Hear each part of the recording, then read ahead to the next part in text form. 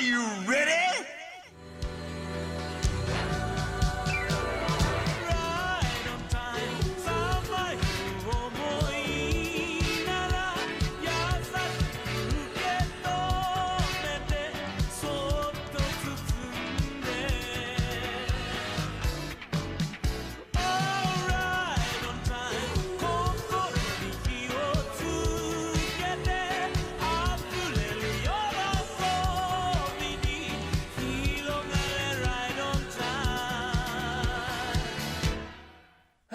It's How? Oh, okay. You can go. Okay. Let's go. Howdy, gamers. All right. You go, Craftsdwarf. I'm sorry. No, it's fine. Riffing on Craftsdwarf's territory. He likes introducing podcasts. It's his Especially favorite when I get thing. it wrong. How are you guys doing? I don't know, but fucking, I don't I don't know what's going on anymore. I lost it. It's all gone. I gave it up to Vindy and I just couldn't pick it back up. I'm sorry. Yeah, it is what it is. It's another weekly. You guys know how it is at this point. Comments. Justice Man. Motorcycle guy finally returned. The best comment on the episode. I'm surprised he's like the only person who mentioned that. It's kind of fucking disappointing, actually. I'm pretty sure he was in it. Maybe he was actually... No, I don't know. I swore he was in the last episode too. But Yeah, I thought he was in another one as well, but... I'm still down for motorcycle guy comments. Samos brings up an interesting point that surprisingly we did two fucking topics about this that we didn't bring up. That seinen manga have in Japan they have a higher like reading levels, so they have higher like harder kanji to read.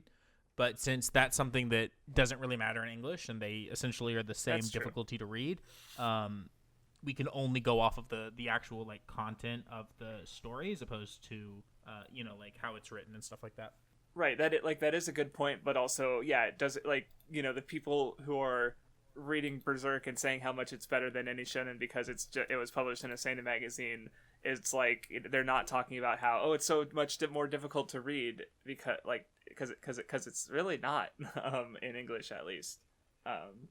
I mean, because I don't want to be brain rotted about it and only talk about the way it influences people on Twitter and the way people on Twitter use it. You know what I mean? Like, if we're going to talk about the discussion, we might as well try to bring up any interesting point. Well, I mean, if anything, because I was just thinking about how the fucking official Naruto translation, motherfucker busted out a thesaurus at some points, like, you milksop, or, oh, look, it's a Mizukage Emeritus. Like, motherfucker, the 7-year-olds who want to read Naruto don't know these words. I didn't know some of these words. Like, it's a little annoying a couple times. It's only a couple times, but it's still kind of annoying. So, I like the other Justice Man comment where he said Nensho is seinen and Weeb Club is shonen. You don't even have to think about that. That just makes sense, actually. Ironic then that the Nensho covers exclusively shonen, and we've covered. Don't think about it. Stuff.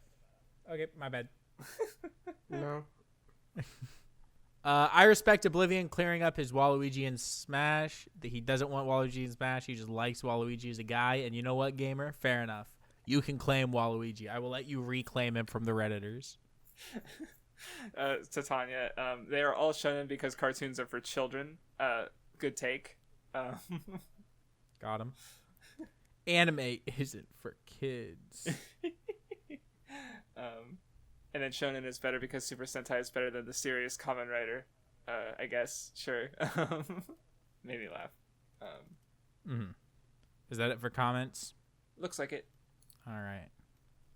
And then there is the Reddit. So we'll talk about the... we're actually going to go in reverse order. We're going to go from the most recent thing posted to the thing that we'll see like last, because... it's gonna be the most interesting to talk about, so I want to save it for last. Yeah, I'm not gonna be able to fucking see it because my internet's garbage. So, oh no, crying. So first of all, Spoon posted. I could stream it for you. One Piece, or he posted the One Piece YouTuber mural we were talking about, and so he also has like secondary images, so you can see the podcast on Eyepatch and I don't know who that other guy is in the. Is third that for one. Neverworld? Oh, maybe. But yeah, I don't remember the like. Oh yeah, it says for Neverworld in the text. Okay, and the the podcast one is funnier than I remember. It's so silly looking. I didn't think they would like literally be riding on him. I thought it was just like the way it was drawn, it was gonna have it looking like that, but no, they are. It's amazing. And then the last image is it's a video. It's phenomenal. I'm speechless, honestly. What's the middle one? It's not even loading for me either. It's Dragon Ball. It's something. how the media used to talk about Dragon Ball Z, and it's Goku, Vegeta join ISIS, and Goku like sends a Kamehameha. A Kamehameha. Was that one TikTok? How did he say it? Was that how he said it?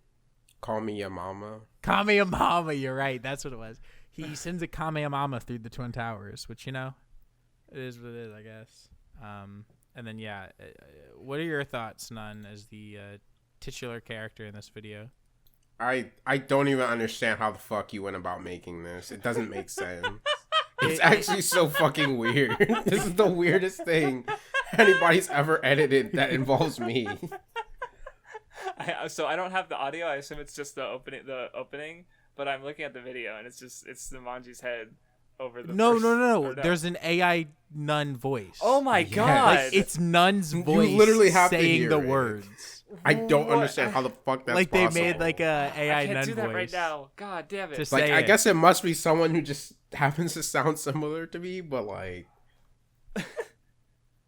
No, I it don't sounds know like what an they- AI. It sounds like an AI. Yeah, If it is was an someone AI, who sounds but, like like, you, they would sing. no. I thought it was an AI, but like just an AI voice that's like close enough to mine. But like, No, I think refuse they to made believe one they of you. somehow. How? I don't get it. I think there's enough of you talking out there for it. I'm sure. I mean, I assume how they work is you just plug all of like a bunch of videos of or clips of a person talking enough, and then the robot assembles the sounds into whatever it needs to, basically. So, I assume between all your videos, maybe some sampled clips from your backlog discussions where you're talking for, 5 to 10 minutes uninterrupted. It's possible. It's crazy. I'm This shaking guy's to my actually core. Actually odd. I'll have to Who listen to it is later. this guy even? I don't even know who he is. It's not even a like regular. Spoon or something. It's a lurker who just comes in, posts absolute gold, leaves. Just we're never gonna see him again. Happy first Aprils. This guy's weird. Okay. Dude, And then Hero, he, I fucking respect I'm banning this guy. He says ass show at the end. What a guy. This guy's banned. Hero, no, go.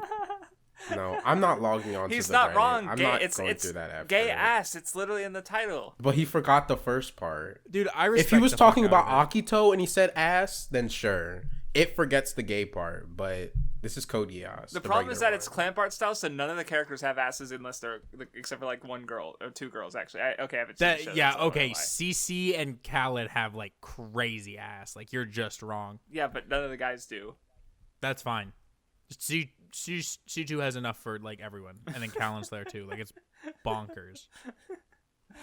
Like All let's right. not play this game. All right. You'll have to listen to this later because it's actually fucking strange, Craftsdwarf. I think it's cool. I respect it. Goat. Okay. So, what is the topic for this week? There isn't one. I know. Yeah. It's a topicless episode. I just thought it was funny that like we asked Nun once, like, hey, can you come up with a topic for an episode? And then Nun has come up with like last 3 topics, I feel like. So Yeah. I mean, in this case, he also decided that there was a no topic episode. So it's like, okay, I remember what it was like to decide topics. I think. So anyway, I don't know. How have you guys been? I've been chilling. I've been AMQing. I met Sushi's best friend Warren recently. This guy who joined our game because it was public, and then we coerced him into joining your old Discord and put him in a call. Okay. Cool. Yeah. It's all I've been doing. Just constant AMQing and gay-assing. I did also actually finish a book, a real book. I'm trying to continue a little book arc. Let's go. We love to hear it. Nice. Yeah. What's been up with me? I don't know, work. I have a 3-day weekend, since, I guess my company takes Good Friday off or something. So, Good Friday. What is that? Yeah, I don't even It's the fucking day know. Jesus dude. died. Jesus The died so I Friday could have a before 3-day Easter weekend. Sunday. He did. That's true. Yeah. So, got that going for me. Work's been fine. A little slow lately. Yeah. Other than that, Craftsdwarf. or what's up? Congratulations on 100K on your newest video. Thank you. I remembered to tell you that. Yeah, I saw that it hit it a little while ago. So yeah, thank you. It's cool. I do not have that many videos that hit 100K, so having another one is very cool. And it is. I do think it's a solid video for sure. So yeah. Vindy, how are you? I'm living every day. One day to the next. I am what I am. It is what it is. I am what I am. Man thinks he's a Sonic character. I guess. If you want me to be. He is Christian, and apparently Sonic the Hedgehog fandom has a weird overlap with Christianity. I've seen multiple fan art images of Sonic praying, and I don't... It's because of Christian, the goat. Oh, God. Yeah, I've been living my life. I don't know. I mean, I don't know what to say. I'm not gonna talk about backlog stuff. I don't know what else I've been doing. Nothing good with my time. How about that? Nothing productive. Yeah, you've been jacking off though. That's something. It's it is what it is. You got some Sonic today. I did get some Sonic. What food did you get? I had a burger. I wanted a burger. A burger and some fries because I'm not a big tater tot guy. I know some people love tater tots, and I get sometimes it is just that not every place has tater tots, so you want to get them where you can. But I'm gonna keep it a buck. Tater tots kind of blow ass. You know what I mean? They blow chunks. I would much rather just have fries or something else. You know what I mean? Potato in most forms. But yeah, I get as far as tater tots, I'd still they're towards the lower end of preferred forms of potato. And I'm a fucker who will just eat fries without condiments, all the time. I guess, well, salt, but, yeah. I mean, I usually just eat it without condiments from fast food places, especially. I guess that's, a fair point, is that, it is still a fried potato. It does still go, great. It is still good, but, I would much rather just have fries or, I don't know, anything else. Mm-hmm. What's y'all's favorite type of French fry? Just regular cut, the McDonald's type cut, really. Yeah, just, Mickey D's fries. McDonald's, they're good, and then they get cold, and then they're They're not my favorite fries, but that kind of cut is. Have you ever gone to McDonald's and gotten the basket of fries? No, I just found out that exists from a short. Yeah, I'm still trying to think of what my favorite fry is, because a lot of fries are good though. I'm not picky about the fry that's shape. fair. But I will say that favorite. waffle fries are a little overrated. That's toward the lower end of fry shapes for me. They hit a point. I don't know. See, it's there's something about the size of them. I feel like they're I prefer condiments with those. Where with smaller fry sizes, it's just easier. I could just eat them no problem. I don't know. It's a weird thing I have. I do like curly fries though as well. But I was gonna say that's me with curly fries. I feel like I get the curly fry hype. I'm not going to sit here as some fucking geek, some loser phony telling y'all I don't get why people like curly fries. No, I get it. I get the curly fry hype. I'm just not about it. Okay. But I am all about crinkle fries. Yeah, crinkle is something I was fries. That's kind of a childhood fry, I feel because I was thinking Raising the frozen Cane's, ones. You get some fucking crinkle fries. Ooh, some Oreo crinkle fries. Yeah, the seasoned ones. Yeah. I'm about it. I feel you. Crinkle fries are good for sure. I think the potato wedges are my least favorite cut off the top of my head. I think potato wedges. It just depends how crispy they are. Mm-hmm. I like potato wedges, but it also, it kind of depends on... I mean, I like all of them, but, it's the only one that I can think of that's, probably the lowest. I gotta find a picture for the kind of fries I'm talking about, but, the real best kind of fries are, the ones you'll get at, a restaurant where they're, really, thickly coated and crispy on the outside. You know what I'm talking about? Hold on. Mm-hmm. I'm looking for a picture. Yeah, okay, this is, a little bit of an exaggerate. Oh, wait, no, that's chicken. Never mind. Hold on. What? How did you... Okay. Because you'll understand, but, give me a second. I'm looking. Oh, I think I know what you mean, yeah. Yeah, where there's, they're coated, they're almost breaded, even though they're not, kind of. Yeah, I might know what you're talking about. Maybe it's these. I don't know. Where they're like, where they have like other pieces like coming off of them. You know what I mean? Where they're like stuff sticks to them in the fryer and they're not like the uniform pieces. Is it like kind of like how Five Guys does them, or am I thinking of a different? Or is it like, no. Okay. But like you would normally get it like a sit down gotcha. more restaurant. Okay. Yeah. Like. Yeah, I can't think. Yeah, I can't think of a place. Yeah, hold on, keep talking. I'm looking. About. I mean, I'm gonna post like an image of like a bunch of fry types. Oh, is it any one of these? No, it's also sweet potato fries are bad. I don't like those. I like those sweet are the potato worst fries. I also like sweet potato fries. No, it's more of like a you know them when you like get them at a restaurant. And they look like that and they're like fucking banger. Hold on, I'm looking. I'll find them eventually. Give me a sec. You'll know what I'm talking about. So I'm looking at these and I don't dislike them, but the cheese fries, like cheese fries with stuff on them, like a lot of stuff on them, I'm not as big on personally. Oh, I am. Oh, if you get them with like a fork and like ranch and you're like dipping it, ooh, that shit goes dummy. Yeah, I really like those, but I would still say like normal with salt is probably still better, but like those definitely still hit a mood and are like really good. So like a better version of like these, but you see how like this has like shit like coming off like the side, you know what I mean? That's like more than just like the even coating. Like when they're like that, it's like ooh, and you just know you're getting quality shit. Also, I don't think I've ever had cottage fries. I actually don't remember hearing about them. God damn, y'all making me hungry. It's time for another food tier list. I mean, of these, I would say like, okay, shoestring can go hard. Crinkle cut are great. Steak fries, I've had really bad ones. Cheese fries and chili like cheese fries, I feel like it depends. Like, I've had some dog shit cheese fries where it's like a craft single, you know. But if it's like nice, good cheese, it's like that. In-N-Out's fucking animal fries are overrated. They just fucking, they're not like that. They just throw like a American cheese slice and shittily caramelized onions. It's not like that. Yeah, I agree. But like if you get like Fuddruckers and you like put like the cheese sauce they have over their fries, that shit goes dummy, you know? I don't know what that is. Okay, well, you know what? It's fine. Don't worry about it. Yeah. French fries. Yep. That was a topic. That's a topic. All right, backlog. No, I'm kidding. I don't know. Dude, it is what it is. I mean, I don't know what else is there. What are your thoughts on racism? You know, based if it's funny. I can respect that. I think the problem with racism is that historically people are just racist against the wrong races. You know what I mean? Like, society just chose people that we don't need to be racist against to be racist against. You know what I mean? Okay. Give an example. Like, okay, I have nothing. Like, why were we racist against black people? Why are we racist against like Middle Eastern people and like Jewish people?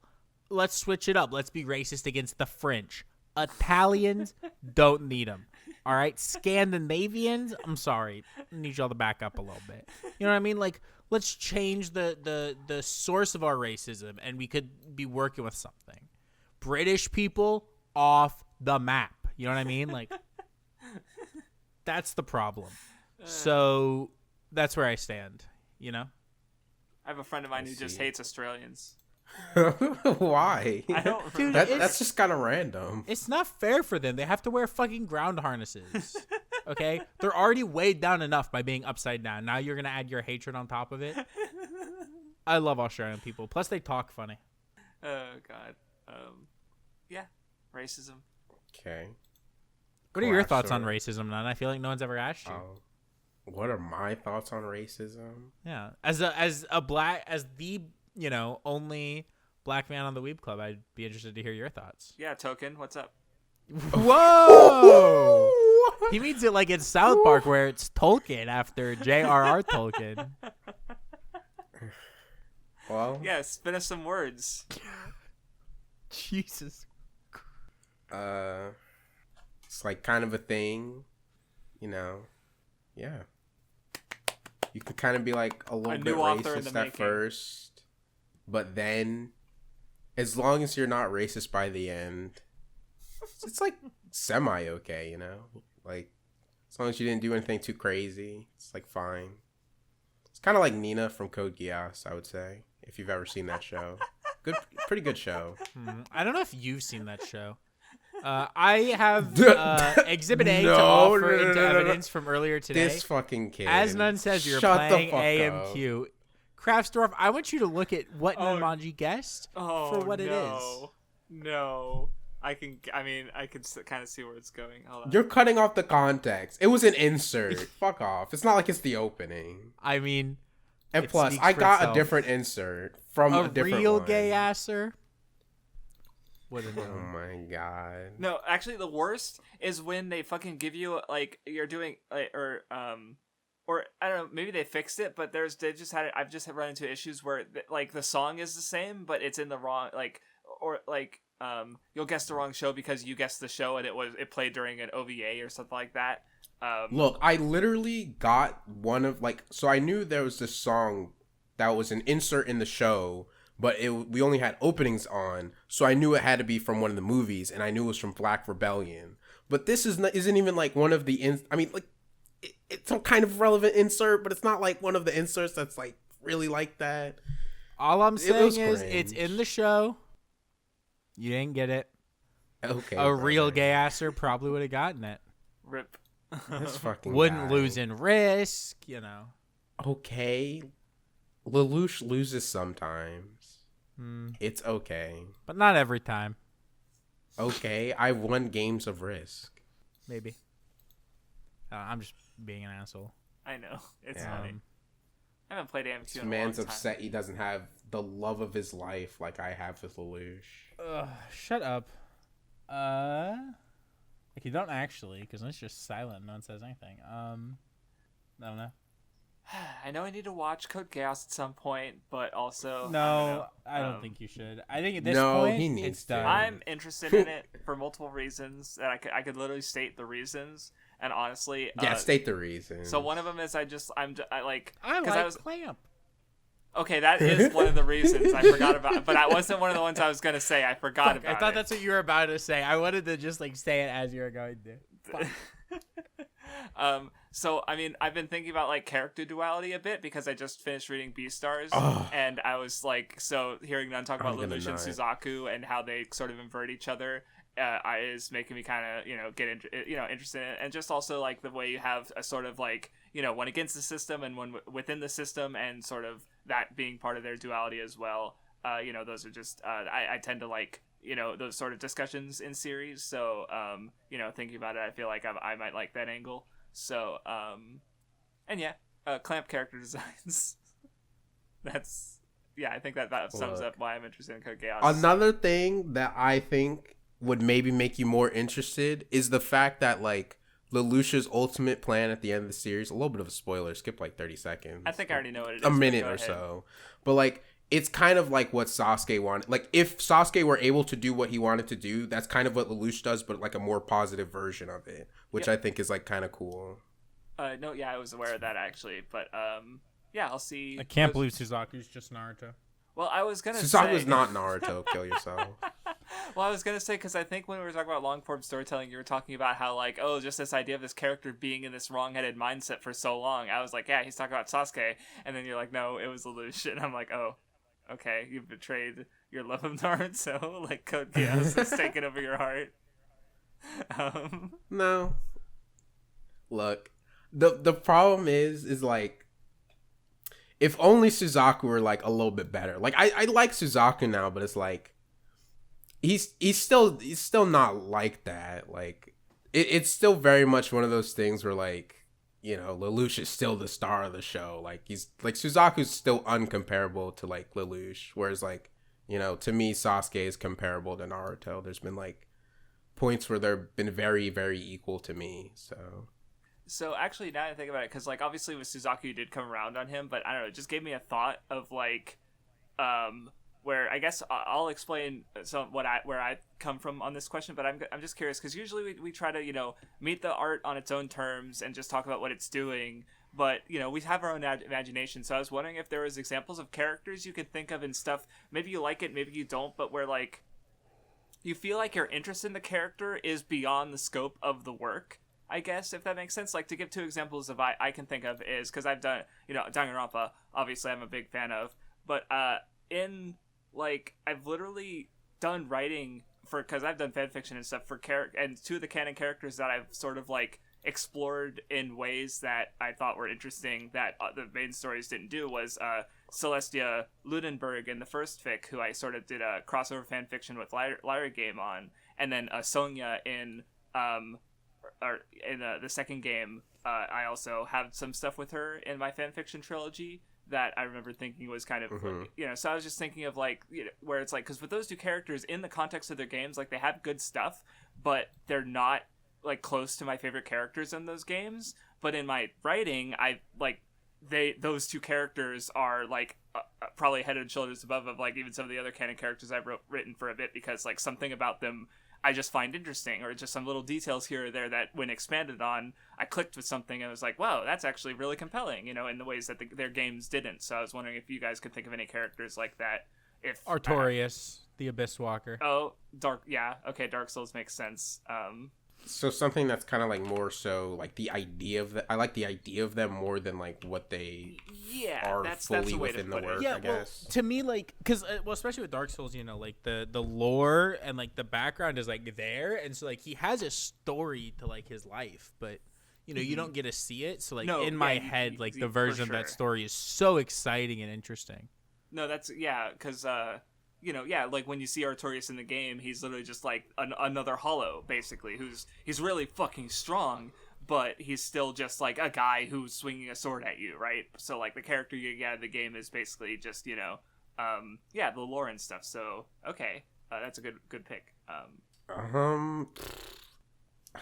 I could, like, I've thought of characters as you were, like, saying that, but I don't think it's exactly that, but I can't think of something that, like, hits the nail on the head of, like, this is exactly the character that you can give what is you have. more so beyond the work.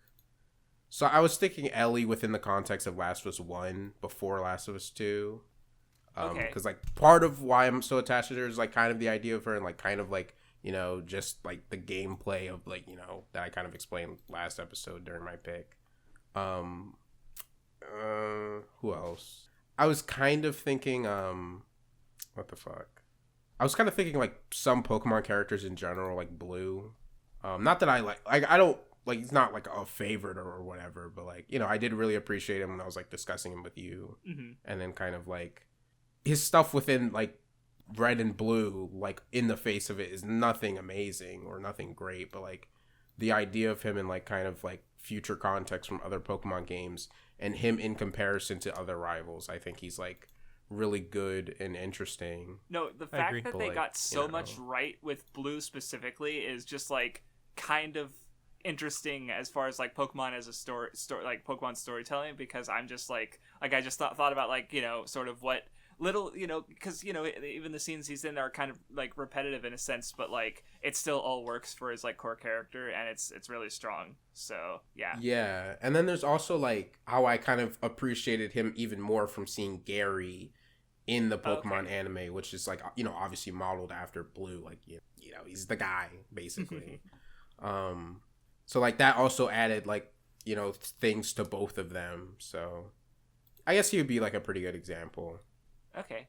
Another, it's not an example I have, but I was actually just remembering, I think it was one of the Naoki Urasawa's Manban episodes, and I'd have to look up which author he was talking to, but I just remember he had an interesting discussion with one manga author where they brought up some of Tezuka's work, and she basically, like, really connected with the Dororo, and she remembered, like, and how she phrased it is that she remembered there being lines in a certain scene that weren't there. And what interested me beyond that was that Naoki Urasawa talked about how he felt the same way with a character called North Number 2 from Astro Boy, and the difference being that because when he adapted Pluto, he expanded on that character using that sort of, like, misremembering of himself, like, expanding on this character in his head, and he was able to use that in Pluto.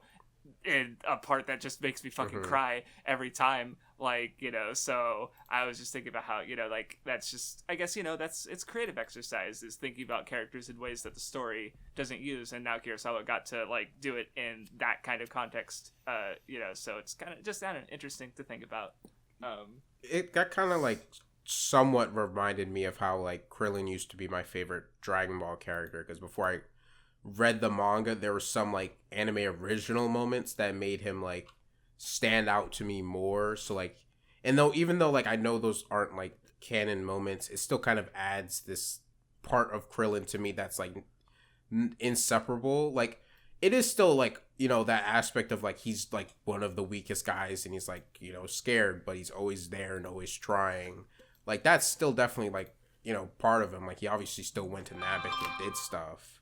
But there was this moment in the Cell arc when Cell's like kidnapped, not, I think he's gonna like suck the energy out of this like mother and child, and like Krillin defends them in the anime. And I as a kid I would have assumed that was just canon or whatever. Right. But it's not. But like I like that was like one of the moments that always stood out to me, where like it's just Krillin facing off against Cell to like hold him away from this mother and child, and like it's like the epitome of like, you know, him being the weakest guy, but like him fuck off.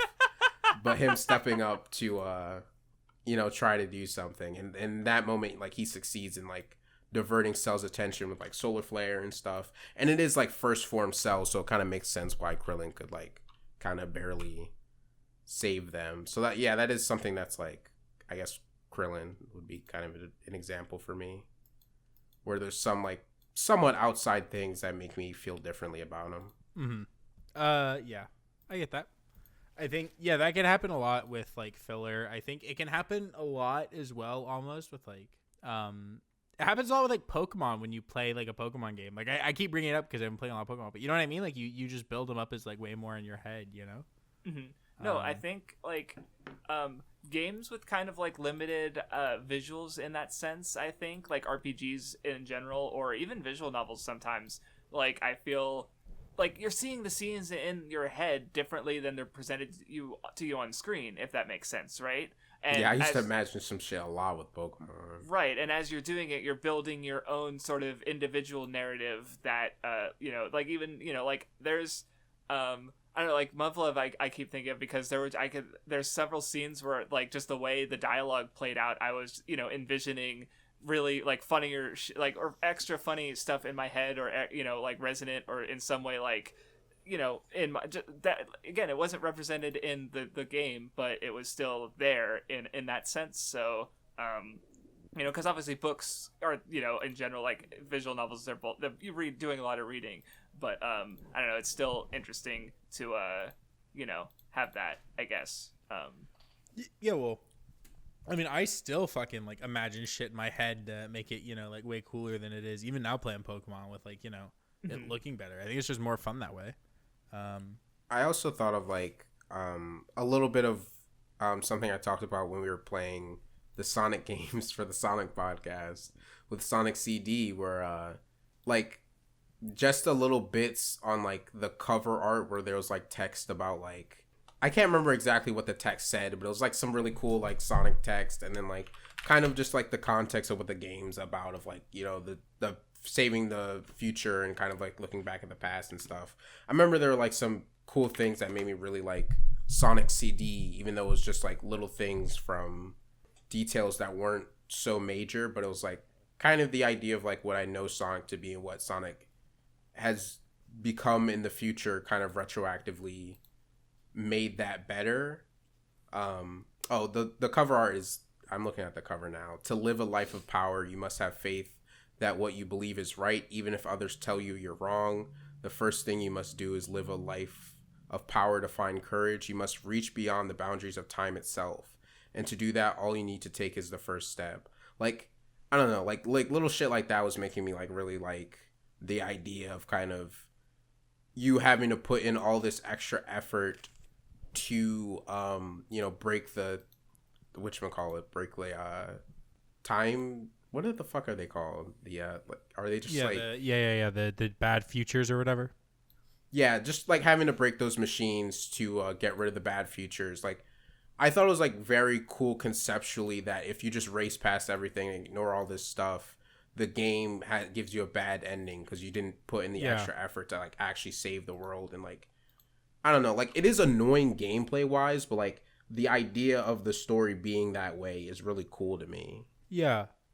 I mean, I think that's like also like it happens with RPGs like Craftsdwarf said, but in other ways, just like with the character, like when you make a character, you know what I mean? Like for me, like in Cyberpunk, and I don't know if this happened to you when you played it, none, but like I felt like a lot more, like I created a lot more about what my character was going through and like what they were thinking and like their backstory and stuff than just like was directly Yeah, you said. mentioned that before I played, so I kind of tried to do that too a little bit. And like, I mean, for me, it just kind of happened naturally, but it happens in other games. And you know, I mean, I think it's cool. It can also happen a lot in like RPGs, just like with like something like Skyrim, where there's like so many characters. Not like it happened to me in Skyrim, but you know, that's when they could see it happening for people, something like that. Or you know, I also I think I brought it up, but I remember it happening to me quite a bit in Dragon Quest, where it's because like, you know, it's like there's one example where in one of the early towns in the first game, I think, or maybe I feel like it was the first game, where you just talk to a random NPC girl and she just like starts following you. And, you know, like, how was my character reacting to that? Like, that was something I decided, right? So just, I don't know, it's yeah, that's part of the reason I had fun with those games, you know, even the earlier ones that people, you know, even Dragon Quest fans aren't as big on. Though, you know, I still didn't love 2, but, I don't know, it was, you know, it's fun. Another way I was gonna say that can happen though is like wanting to see more of a character after like a series ends. You know what I mean? Oh, true. So like a good example that like I don't think necessarily, or actually okay, I have a great example. Which like even though these characters have so much, you know what I mean? Like I with the Persona 4 cast, I'll think about like them after the series ends a lot because like with the way that game ends, like it gives you a bunch of hints, especially with the later stuff, that like they stay friends, they keep hanging out because like their friendship is so strong by the end of the game. And like there's just like even funny things that happen in like the fighting game and in the rhythm game that like hint at stuff that have happened since the game happened. Like, you know, it's very easy to imagine in your head a lot more.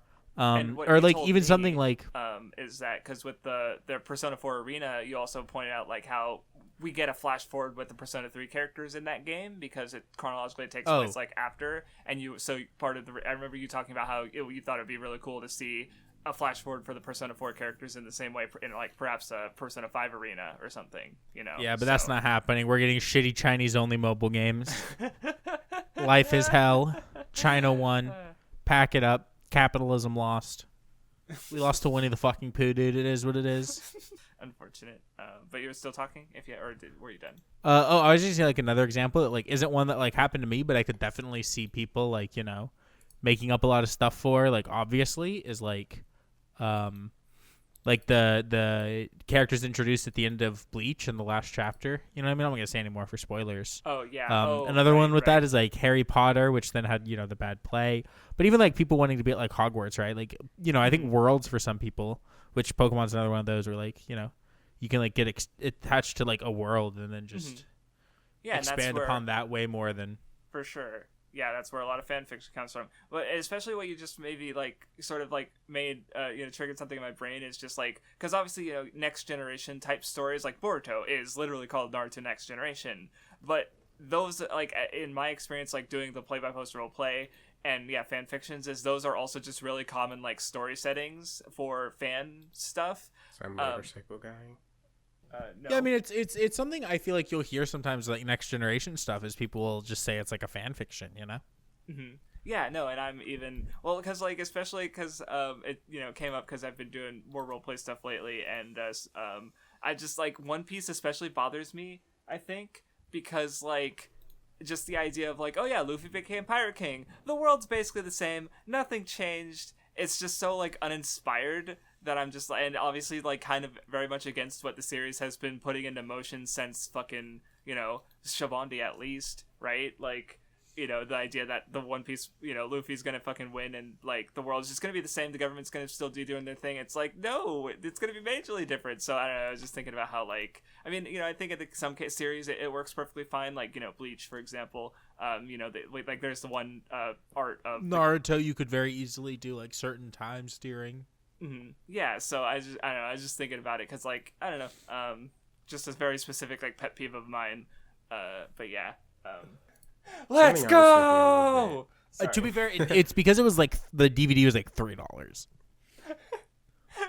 No. Oh shit, I'm gonna buy it. It doesn't matter. It's above the new fucking Mario movie, so that's all that matters. I'm thinking about buying it just because this is funny. I did want to watch it after I watched the Mario movie, so. All right. So, I need to watch the new one, but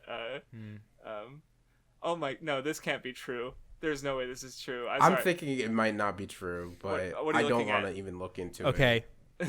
No, hold on. What are you looking at? Because I'm looking at a tweet reply to the tweet you just said, where someone's saying that the 2003 movie took all the story beats from the 1993 movie. I don't believe that. Oh God, maybe it's might true. have. Oh God. Great. Okay.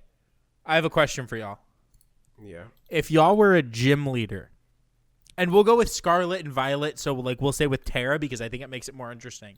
If you were a gym leader, what type would you be, and then what would your final Pokemon? I'll give you what would your type be, and then if you wanted to make a team, I'll let you, and you can decide even like when in the game and how many Pokemon you'll have on it and shit.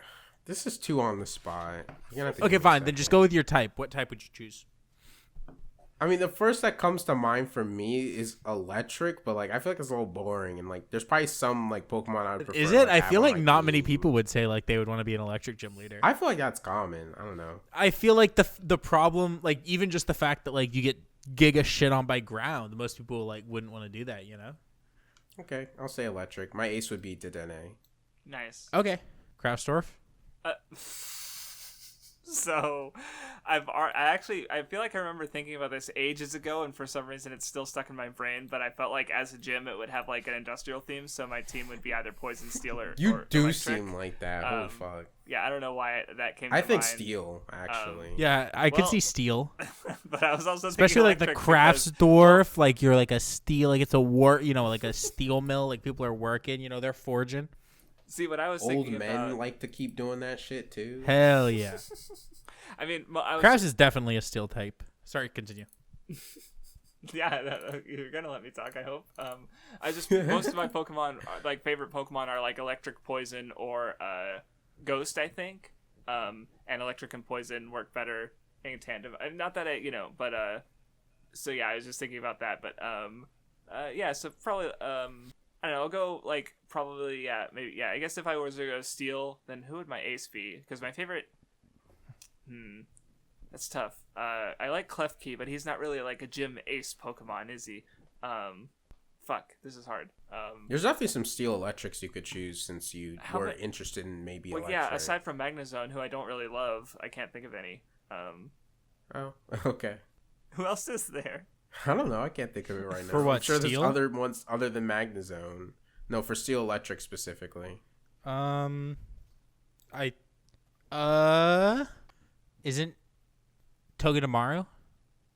Oh Yeah, he is, but I don't think Crafts. I mean, would you? I like him, but I don't know if I'd pick that as like my ace.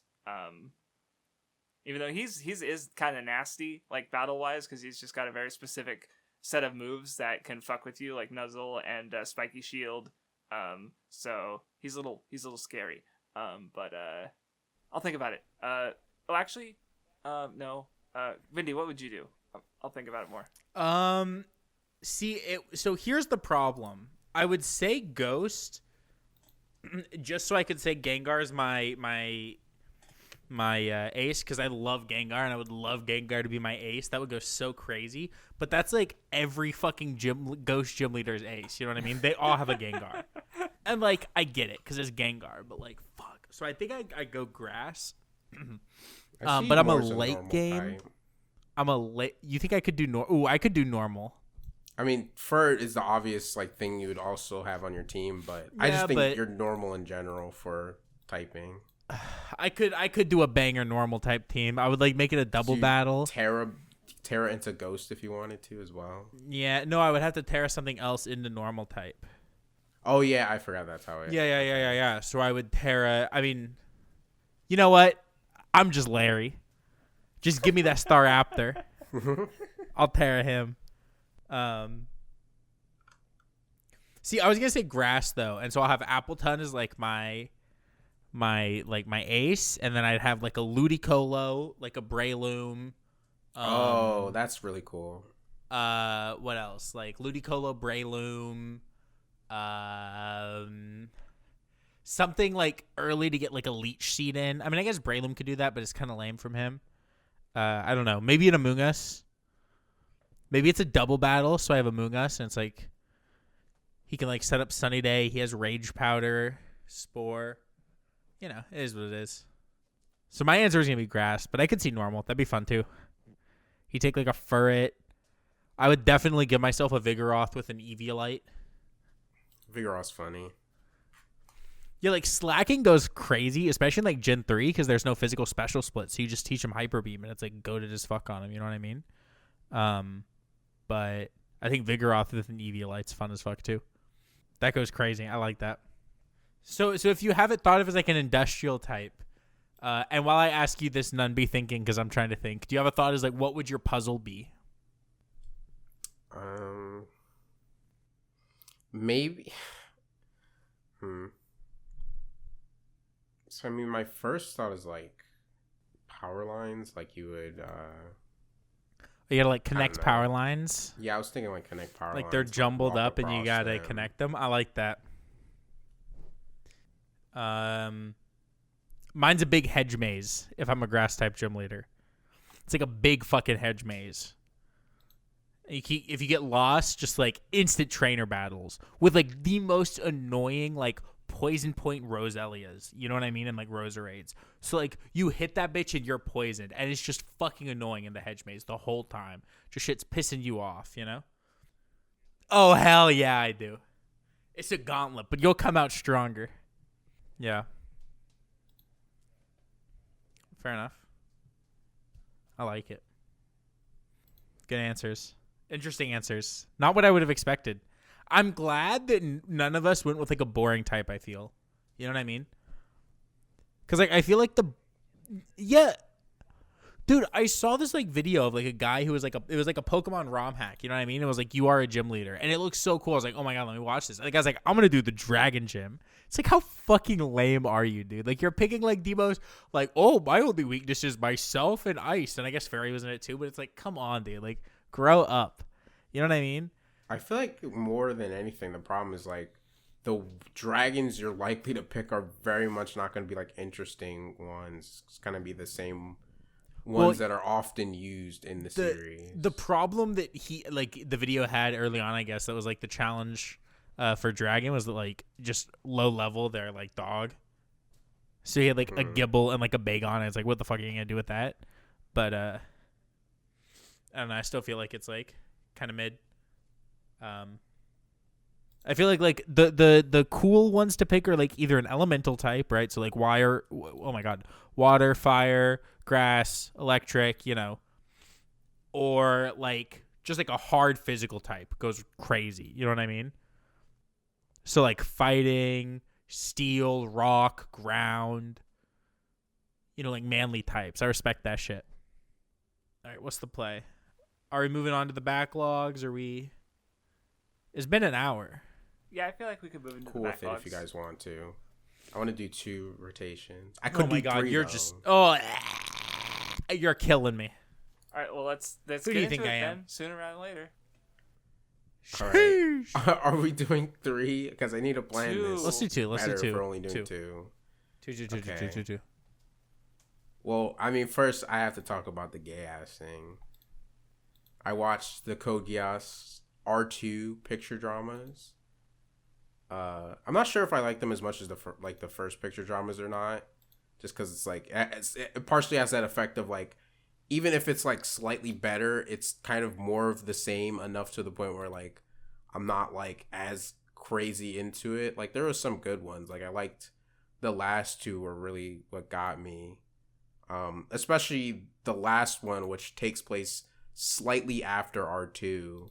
So it's like a little bit of a tiny epilogue in some sense. Even though, I mean, R2, you know, after the final stuff goes down, it has an epilogue, but it's after that epilogue. So, you know, you can already tell by a little fucking heartfelt picture I was into it.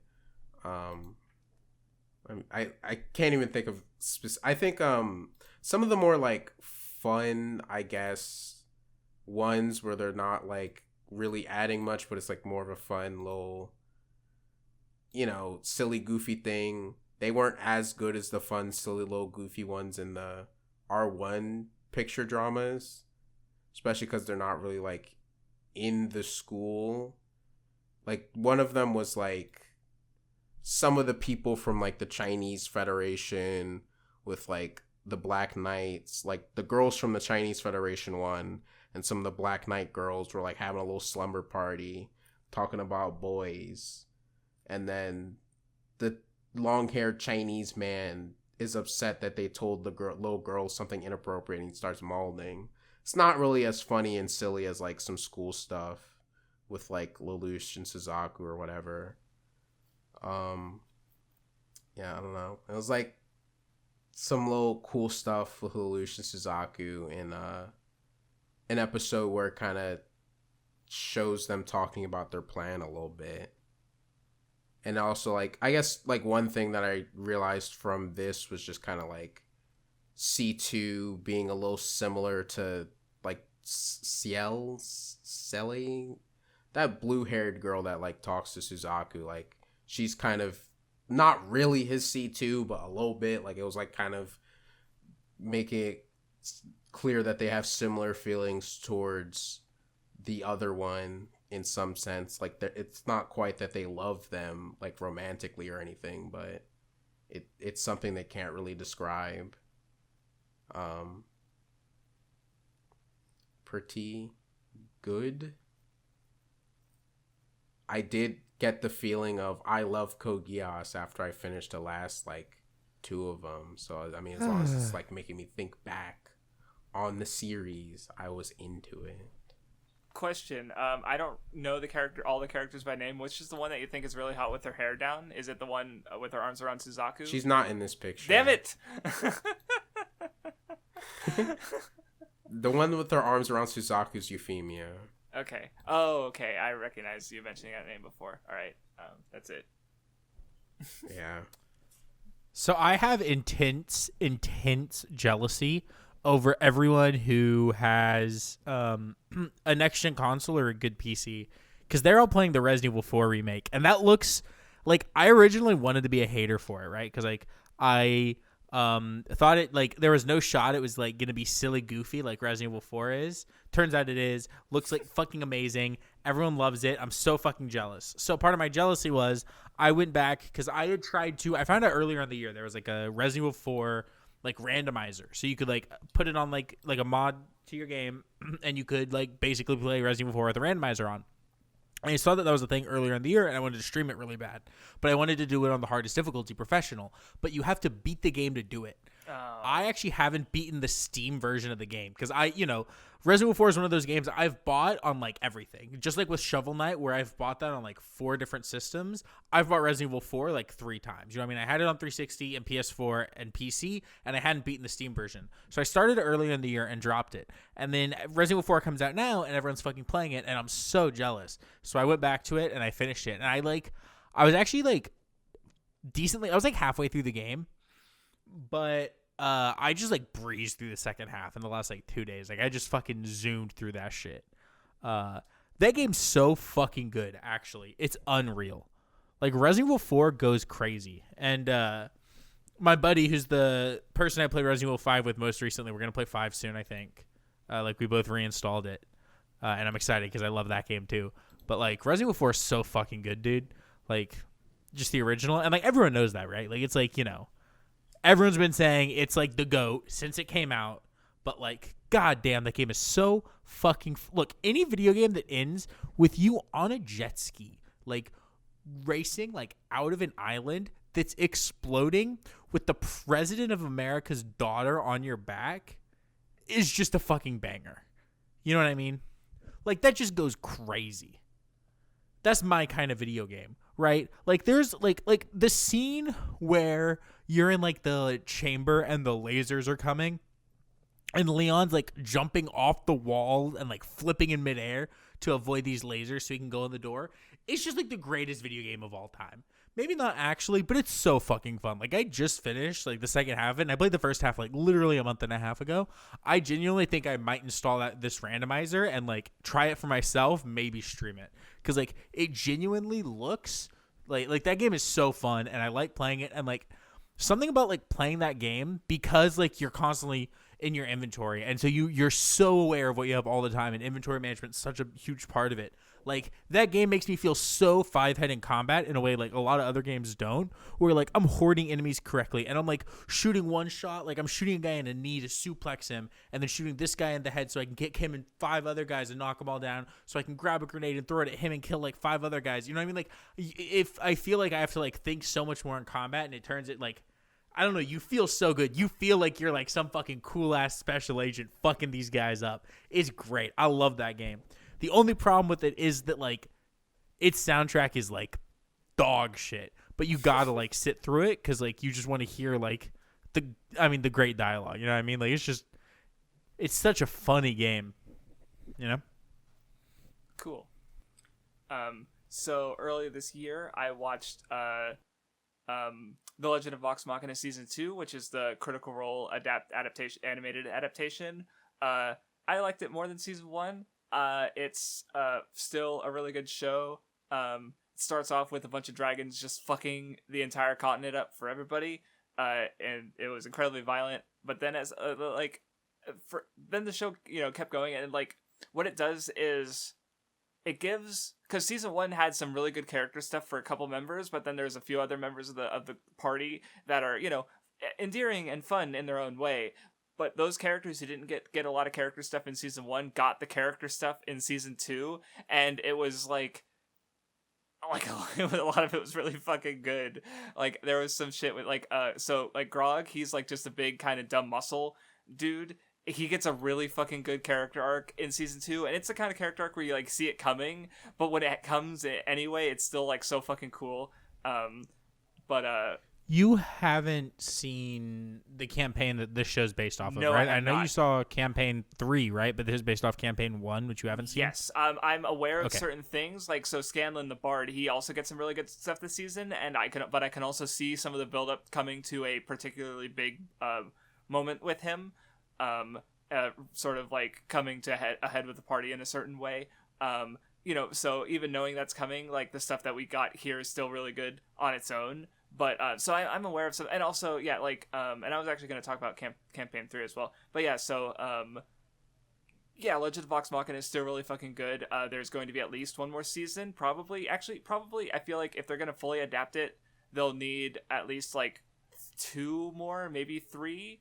Because I feel like they need at least one more to wrap up the conflict against the current antagonist, and then after that, I don't really know much of what happens, so I can't really, because they already cut about they cut around and they like rearrange certain events, and they've cut over some of the other stuff, but it's got this. The people who worked on the show were in the campaign, so it's coming from a place of like, these guys fucking understand the world and characters, because like there was even an aspect where like in episode 6, I think, they go to see a sphinx who's in like an ice mountain, and in the campaign that happened on a whole other continent than the one that it did in the series. So they had Matt just make a new place because they're like, can we just move this location to this continent? And he's like, no. But he made another place so that they could move that character to the continent instead without having to like change the geography of the world, if that makes sense. Like it's so, I don't know. It's neat.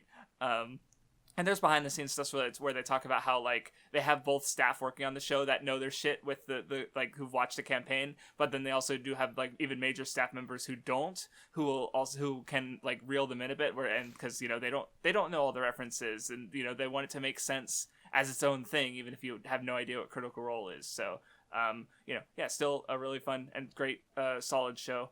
I enjoyed that. Like it was hard for me not to watch like all 3 episodes shortly after they came out. So because they've released 3 episodes at a time. Each episode normal 23 minute length episodes, but they released 3 at a time for 4 weeks. So I would have them all watched within like probably 24 hours of them coming out, even if I didn't watch them that night. So it was very cool and good. I also wanted to, since I'm talking about Critical Role, so I'm not caught up on campaign 3. I think I'm in episode 40 something, early 40s, because I've fallen quite a bit behind. it went fucking hard. Like once it hit, I mean, it's good from the beginning, but I think especially once it hits 30 something, like it just starts going like it hits like a rail, and it just fucking keeps going. And from what I've heard, just from the official Twitter, occasionally like teasing later episodes, it's only like gotten more and more insane, with just like really good character stuff and world expansion, and and it's also like, because they even talked about it with the campaign 3, with what they want to do with campaign 2 was like, because campaign 1 was super successful, and Matt was kind of like, it was meant to be a beginner D&D game, so a lot of aspects of it are very familiar. Like there's dragons, the main antagonist is Vecna, who's the kind of like, if there's an antagonist in D&D, it's him basically. He's just an evil lich god pretty much. So like, so it was meant to be very familiar. Whereas with campaign 2, they had the successful thing, but they very much did try to do characters that were very different than what they did in campaign 1. It takes place in the same world, but they deliberately like don't really like, the idea being that they kind of wanted to go like, D&D doesn't just have to be self-referential to what you did before. Let's do this totally new story with totally new characters in this other part of the world. Or with campaign 3, since they were working on the show, they kind of wanted to go back in some ways. So you have characters that are referencing the campaign 1 characters, and they've now had characters from apparently both campaigns show up, antagonists and protagonists, like in campaign 3, in a way that I don't think really took away from what like the stakes and the character stuff going on with the campaign 3 characters. So at least from what I've seen so far. So it's just really cool, and I wish I had the time to catch back up, because it sounds like it's really cool. And they did announce that they're doing a animated series for the second campaign as well. So like that's in the works. So it's really cool. Yeah. Cool. Yeah, cool. I was gonna ask a question, but then I forgot what it was. So. Unfortunate. Yeah, sorry. It is what it is. Okay, Mr. Second Rotation. Why are you being Do you so think Nun hateful? realizes that he's sacrificing everyone else to like way more by doing 2 rotations than he is with like his, because one of his is always taken up by Code Geass, so like it doesn't matter. What? Oh, you watched a picture drama. It took you what, 10 Okay. minutes? No. It was at least 20. No. This guy's fucking weird. How long was the picture? Okay, drama? I'm sorry. What's your other thing? This guy wants me to actually leave. I asked you a question. Okay. I was deciding between Robocop and the Super Mario Bros. Movie. Oh. I could talk about the book that I read, but like it's like a whole series, so I could just wait until I finish the whole series or something. I think I'm more interested in hearing about the Mario movie, honestly. Personally, All right. but it's up to you, gamer. Yeah, tell us about the second best Mario movie. True. I haven't watched it yet. I might like it, so but it's not as. It was funny. really good. Okay, sorry. I really liked like how it very clearly takes like elements from past Mario things. Like obviously it takes stuff from the Super Mario Bros. Show. It takes ideas from like just various forms of previous Mario media, in the fact that like they're literally just from Brooklyn in the movie, which I kind of like that they did. Like it, because like with the games, like it's clear that they kind of tried to move away from having them be from Brooklyn and having like these more set kind of origins or whatever. But I like that it's in the movie in a way that's like natural and good, and it like very much makes me wonder if like all that like Brooklyn shit was like always kind of the intention behind Mario. Like I don't think it just came out of nowhere with like all those shows and adaptations. Like I'm kind of curious on like how Miyamoto has always thought of them in his head, if this is like kind of close to what he's kind of envisioned, especially how like in the movie they kind of bring up how like, Peach is the only human in the Mushroom Kingdom before Mario and Luigi go over there. And this isn't really like a spoiler, but like even in the movie, she came over when she was like very little, and she doesn't really remember much before like the Toads found her and stuff. So I thought that was like cool. I also like little moments where they have like Chris Pratt like do the accent like in their commercial, which was like one of the trailers. But like, you know, it's clear that he can just kind of sound like Mario, but it's like it's not what the movie was trying to do, and like they kind of maybe take a little jab at it where like Mario says like were our accents good like after they like react to their own commercial and stuff. And then Charles Martinet, the actual voice of Mario, playing a different character, was like, "Oh, your accents are really good," or whatever. And I really liked that. And like I really like the stuff about like Mario and Luigi as like brothers. Like it really like played up like their brotherly bond. And I really liked like some of the like the flaws that they gave Mario. Like this movie has Mario's dad and mom in it, like as actual characters who we see their faces. And like there's just like this little thing of like they kind of say Mario's like dragging down Luigi, which was like kind of interesting because in the movie like this is, you know, before he's like a hero and before he's like actually somebody, so like they're actually kind of losers. Which I thought was like an interesting angle. And I like how it like comes up during like the end where you know how every story like has a low point, like, you know, Mario's like doubting himself and he's like, and it kind of connects back to like him being tired of being viewed as nothing, and that kind of is what makes him get back up. I kind of like the more vulnerable Mario, especially when like, you know, he wasn't good at actually doing like platforming things at first. Which fits the games, like really... because platforming in the original Mario Brothers is ass. I guess. It was just like a really good movie. And I can also kind of see like ways in which some of the decisions they did make sense. Where like Luigi is in the movie, but like he's not part of the movie for a good portion of it. Which, like, for, like, a first movie makes sense why they, you know, wouldn't necessarily have him be there during all of it. Especially when, like, the first game, you know, Luigi's not actually in it. I mean, he kind of is, but, like, you know, not really. He's a palette swap, so, you know. Yeah. So, like, it kind of makes sense why they would, like, mostly focus on Mario. It was good, though. Like, it was obviously visually, like, very, very good. Even, like, Peach looked better. Like, actually seeing her in the movies, like, I think that was, like, one of the characters that people thought looked kind of off, but I actually thought she looked fine. Bowser was funny. He was good. He didn't, like, steal the show or anything. Like, I feel like that's something people thought would happen, but I actually don't really think so. But he has, like, a funny song in the movie that's good. Just overall good. I would recommend. Okay. I could answer if it's better than the Sonic movie or not. What do you think of Chris Pratt's Mario voice ultimately? It's pretty good. What do you think it's of a lot Seth better Rogen when you as actually watch Donkey the Kong? movie.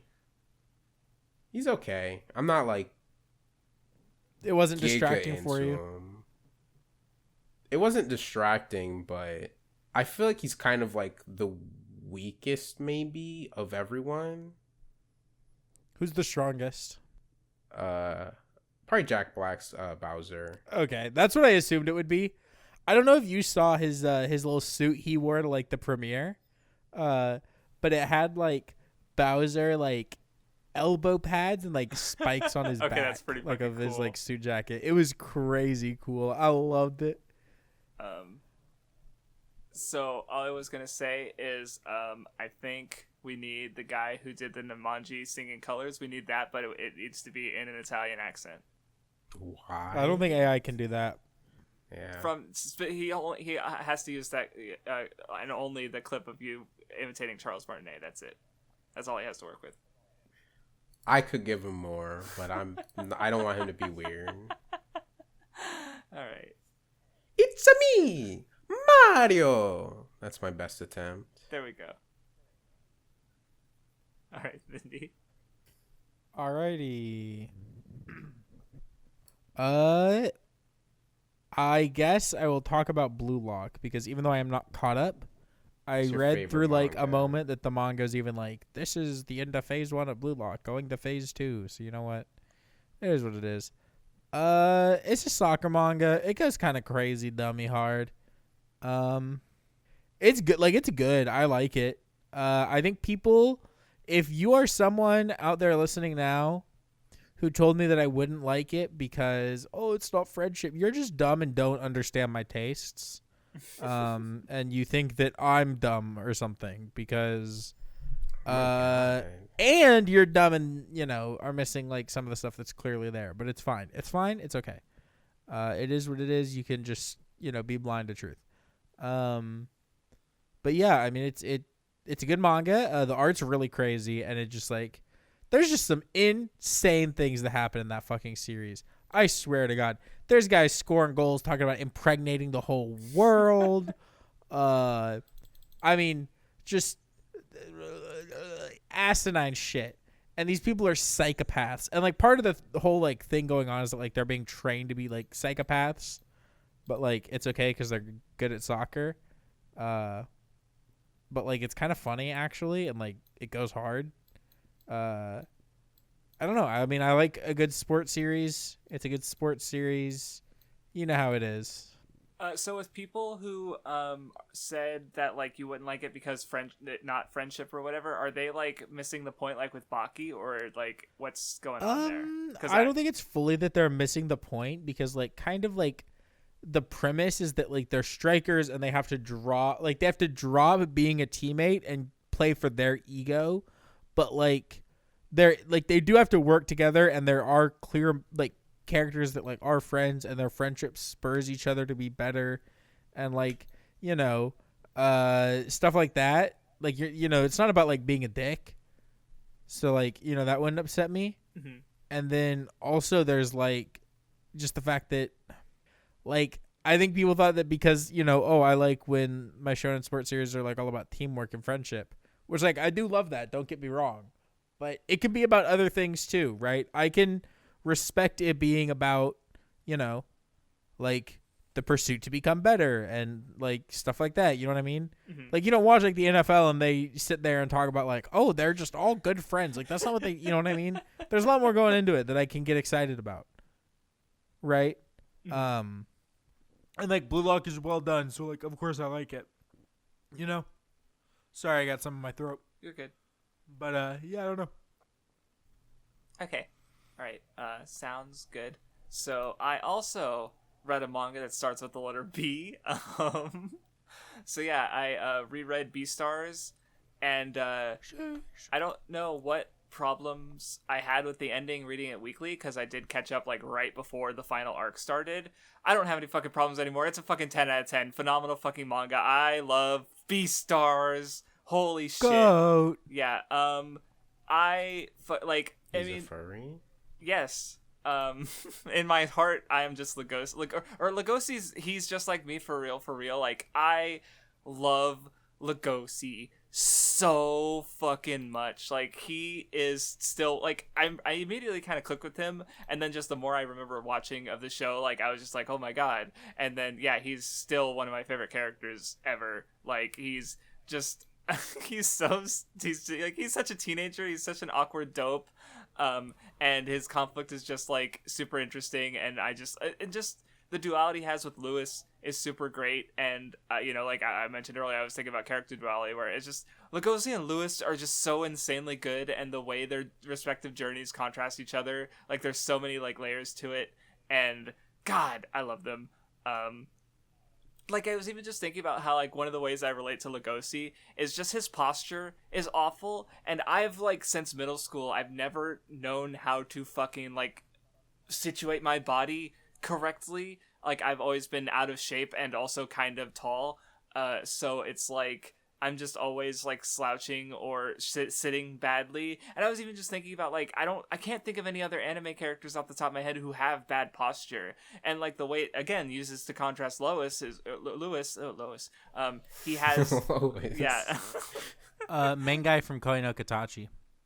Oh yeah, Just another example. I haven't touched it in ages, but I get. Oh, yeah, okay. Thinking about it, yeah, I think you're right. But yeah, okay, but yeah, it's just like because Lewis, his whole thing, like, well, they specifically mentioned that his antlers, like his shoulders are always stiff, but even with that, like his big old antlers on his head all the time, he still maintains like a perfect posture. Where Lugosi is just always like a fucking slouching and bending over and just being awkward and just like in that small way. I was just like, damn. Okay, and yeah, the setting is still It's super literally cool me. and interesting. Paru even mentions how like she started coming up with it because like as a kid, some other kids were like, "Ha, it's so dumb that the person is walking a dog," probably like Mickey Mouse kind of goofy Mickey and Pluto kind of shit. And she's just like, they're just, for acting like they're smarter than the work. Like, who cares? It's just some other person's creative vision. But then she started thinking about it. And, she eventually came up with the world of Beastars, which is still just like this really imaginative and interesting take on animal people that I don't imagine I'll ever see surpassed, because it's like, there's so many interesting things going on with it where it's just like, and how it works into the conflict, and just like there'll just be random chapters that are just, here's this one animal person and what they're doing in this world, and how this like feeds into this overall like dichotomy between herbivores and carnivores. And then it'll just like Lugosi will be there somehow, like the story will just, or even not, like there's at least one chapter where it's literally just like these two students at the school and none of the main characters show up really. But then like there's also a Beast Complex, which I wanted to bring up because it's I believe there's 3 volumes to it, and they all take place in the world of Beastars, but one volume was written before Beastars and the other 2 volumes were written during or after. And what I did is I read Beastars first and then I reread Beast Complex, which I would honestly recommend doing, because even though there was material there published before Beastars, I think reading it after Beastars and after the world, like there's still just these really good individual like episodic just stories fleshing out the setting. Like even knowing Beastars, I think they're still really cool, but also just like most of the stories in Beast Complex literally involve characters, usually minor ones, in Beastars. Like there's an apartment complex and there's a party and we see a bunch of characters living at the apartment complex, and I'm pretty sure every fucking one of them comes up in Beast Complex as like a character of one of the shorts. There's also in the second chapter there's a Golem the Tiger, who's just a 10-year-old student whose childhood's friends with a beaver. He becomes the headmaster of the academy, and he's like, so it's like you could read Beast Complex, but I don't know. I found it more significant knowing. I mean, it doesn't add a lot to that chapter, but it was still just kind of interesting, like knowing that, oh yeah, this character, it shows up in Beastars in a position of power. So but yeah, it's very fucking good. There's so many characters I like, even aside from Lugosi and Lewis. Haru is very good. Gosha. Let's see, Gohin. The lions, the fucking Sagwan. There's I could go on. It's such a fucking good manga. I love it a lot. I'm really glad I reread it too, because the ending didn't click for me and now it does. So yeah, there it is. All right. This is unfair, not cool. What? Because Vindy's toxic and doesn't want to let me do another rotation, because I'm literally never going to talk about Robocop if I just don't talk do about it right now. I don't care. We're it's not a 2-hour episode. I don't mind if you do it. I'm not doing another rotation. You can talk about Robocop. Thank you. I take the Craftsdwarf permission, not the Vindy permission. I want to talk about Robocop because I want to hear Nun talk about Toku. Okay, you're about to make me not talk about it. Worth it. Anyway, go ahead. I thought it was good. Sometimes like I can be a little skeptical of older movies in some sense, just because like they can be products of their time, and to some degree, especially with like some of the social political commentary, I guess. But I thought for the most part, some of the stuff it was doing was like pretty interesting, pretty good. In the first movie in particular, I kind of liked how the police officers still ultimately kind of turned against Robocop, even though like not all of them were bad, but like they were still being manipulated by that like big corporation OCP into doing bad things, especially when like Robocop was like branded as an enemy and branded as like dangerous because, you know, he ultimately realized that OCP is, you know, the enemies, the guy at the top is like literally working with criminals and stuff. So like he tries to bring them to justice, even though like, you know, he's made by OCP, so he kind of has like commands within him that make him not be able to attack them, but he still like kind of, you know, was disrupting stuff. And I thought that was like, you know, a cool little thing that it did. It's also very silly because it literally has this like other machine that was made to like be a Robocop, but also, you know, it was like inferior to him, but still like really strong. It's just that like they couldn't really control it. The way he beats that machine in the first movie is literally him going down some stairs and it can't go down the stairs, so it trips and falls and it can't get up and it literally starts crying like a baby. And that's all that happens in that fight for him to win. That's amazing. And like I think that's like one of the goofiest things in all of the Robocop movies, which is funny considering the first movie has like the most like blood and like the most like it's the one that was rated X initially. And it just like has that. But like generally I thought all of them were pretty good. I know like I think the first one's like mostly the one that's like the most, and then like the second one, and then like people don't like the third one. Mostly the most what? What was that? You said the first one is mostly the most. I don't know what you're saying. Oh, I must have cut out. Okay, I think people mostly like the Okay. first one more than the other ones. And then some people like the second ones, and generally it seemed like the third one's the most like mediocre to Gotcha. people or whatever. But like I think the thing about them is they all like naturally lead into each other in a way that I liked, because like I feel like some movies from this era are a mixed bag, in where like sometimes they'll be very clearly like sequels and like they clearly have stuff to do with each other, versus like sometimes they're like clearly kind of trying to be their own thing, and like even though it's not explicitly said the other ones didn't happen or anything, it doesn't feel as much like a sequel. Like I think the Batman movies, like the like was it 89, like the ones with like you know the Tim Burton one was the first one, and then like the other ones were like they keep changing the actor and they, you know, change the tone and stuff. I don't really think they all like feel like sequels to each other. Maybe like the last two maybe feel a little more I mean the first two and then the last two as like a set, like first to second, and then kind of doesn't feel the same when you go into the third one, and then the third one kind of feels like it's maybe more connected to the fourth one. But as like a whole series, I don't really think it connects that well. But with Robocop, like I like how after the first movie it has like the natural thing of like him still kind of questioning, you know, his humanity and like questioning who he is, and like obviously OCP is still like very much around and you know, still working with criminals and stuff. And then the third one especially, it's like in the second movie, even though they made like some progress of like, you know, mitigating like all this damage OCP is doing with like, you know, them trying to like privatize the city and like, you know, do all these things for profit. At the end of the second movie, ultimately they can't like prove OCP was involved in what happened in the second movie, when they're like literally taking a criminal to make him into a Robocop, because like they're trying to make a Robocop 2 to replace Robocop in Robocop 2. But like they realized like it was partially his like something about his personality that made him a good fit, but they also thought like criminals could maybe fit for that, so they were trying to like, you know, use criminals who like, you know, society doesn't really care about, and they can just like take some fucking guy who is going to be like executed anyway.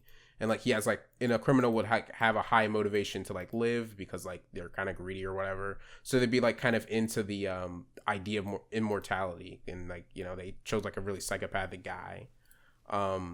But at the end of all that, they couldn't like prove OCP did anything. So I thought it was like cool how at the end of the second movie they were like the officer that works with Robocop was saying something about how we didn't get them, blah blah blah, and then Robocop's like, "Don't worry, we'll get them next time. We're only human after all."